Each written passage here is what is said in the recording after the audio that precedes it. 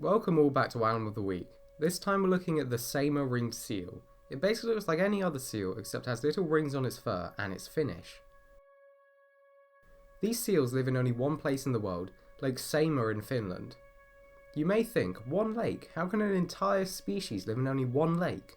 Well, what you're forgetting is this is a Finnish lake, so it's less of a lake and more of an inland ocean. It covers around 4,400 square kilometres and contains approximately 13,000 islands, making it the largest lake in Finland. The lake is fresh water and will freeze over in the winter. The lake provides all the seals' needs, and the many islands provide safe beaches for the seals to molt and breed on far away from humans as possible. They feed exclusively on small fish such as perch and don't prey on the endangered salmon of the lake, even though it was originally thought that they did and that they were competing with humans for them. They don't have a lot of choice living in one lake, but they can eat a couple of kilograms of fish each day.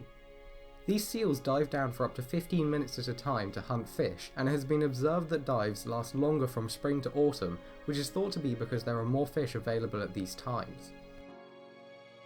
Saimaa ringed seals will dig burrows into the snow on the banks of the lake. The burrows are used to give birth to pups in. They only give birth to one pup each year, and sexual maturity is reached at 4 to 6 years, so the already small population of the seals grows very slowly. These seals can live up to 30 years, but due to the high mortality in younger seals, a lot will only live to about 10 years. Its adaptations to its watery habitat are numerous. Firstly, its blubber. Most marine mammals have a layer of blubber to keep it insulated and streamlined in the water, and these seals are no different. They need it to survive in the freezing water of Lake Saimaa during the winter when it freezes over. They also possess vibration, known to normal people who have lives as whiskers.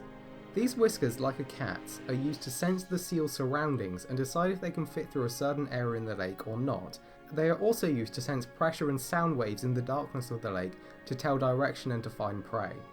Saimaa ringed seals and other marine mammals are thought to be immune, or at the very least less affected by decompression sickness. Scientists are currently unsure how they do it, but there is one hypothesis which was tested on a dead dolphin, a dead seal and a dead pig. When land-dwelling animals dive under the water, the pressure collapses the alveoli, the part of the lung where the gas exchange occurs. This causes the nitrogen to build up in the bloodstream, and if the diver ascends quickly, the nitrogen will expand, causing damage. If they ascend slower, it will give it time to be exchanged back into the lungs and exhaled.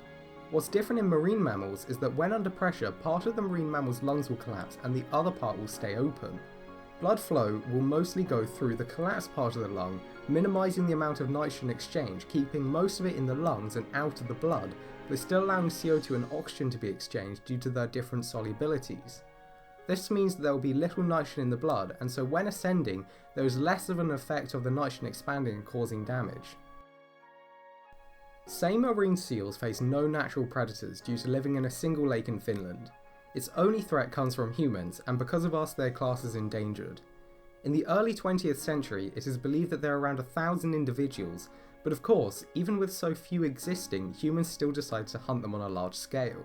Bounties were paid for each one killed, because it was thought they were competing with the local fisheries for the salmon, even though it has been proven they do not eat the larger salmon and only eat smaller fish. In 1955, hunting them was banned, but even then their numbers dropped. Bycatch from fishing and toxins such as mercury in the water continued to threaten them. Interestingly, climate change now also threatens them. Because they rely on making their snowy dens on the edges of the lake to breed, in a warmer climate with more rain and less snow, it means they may find it hard to find places to breed. The fluctuations of the seasons due to temperature change also threaten them. Luckily, a lot has been done to protect them. Limitations on what nets can be used by the fisheries, restrictions on where people can land on the shores of the lake, and breeding programs have all helped the population increase, and there are many out there who build man-made snow dens for them to breed in to limit climate change's effect on the species.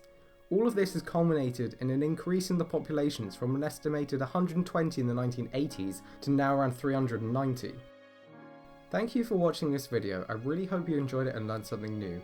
If you'd like to learn more about our world, its history, and the wonderful life that surrounds us all, please feel free to subscribe to the channel if you think we deserve it and if you'd like to see more from us.